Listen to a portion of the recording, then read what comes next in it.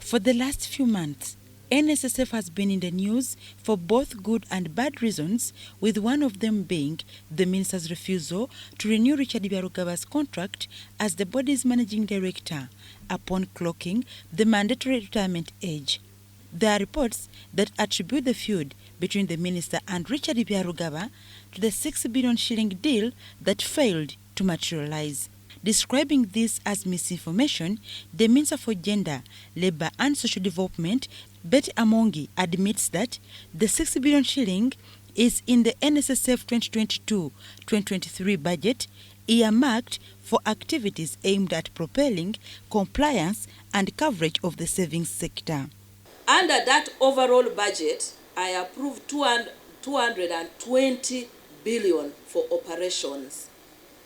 Out of the 220 billion for operations, I indicated that allocate 6 billion for activities to drive the implementation of the new law with the target of expanding coverage and ensuring compliance. Also clarified is on who is responsible for the 6 billion shillings, emphasizing that the ministry will only provide oversight and support the fund in the implementation of the said activities.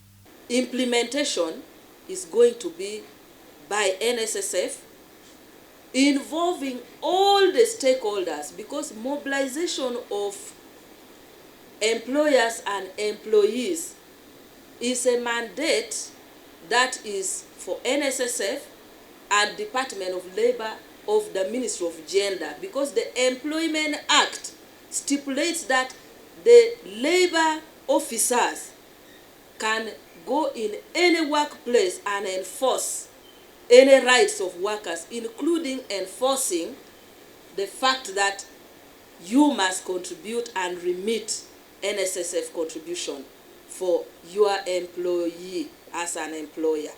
It is worth noting that last year, President Yoweri Museveni okayed the amendment of the NSSF Act with anticipation that it will, among others, streamline the labour sector and improve Uganda's saving culture.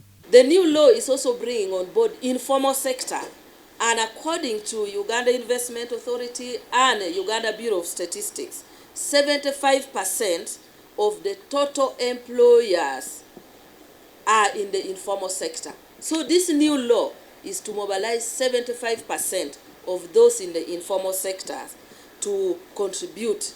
This requires conducting registration. In the same vein, Ugandans have been encouraged to embrace the culture of saving for retirement. The Minister for Finance, Planning and Economic Development, Matia Kasaija, says government plans to shift borrowing from international organizations to homegrown bodies like NSSF. We can't force you, but we need to save money. Save money for your retirement. Haven't you seen some people, when they retire from government or wherever, you find them very miserable. Their shoes are like this. Huh? Haven't you seen them? Yeah. Where do you live? Do you live on Mars? According to available statistics, the labor sector has over 15 million workers, and only 1.3 million are saving with National Social Security Fund. Dorcas Kimono, UBC TV News.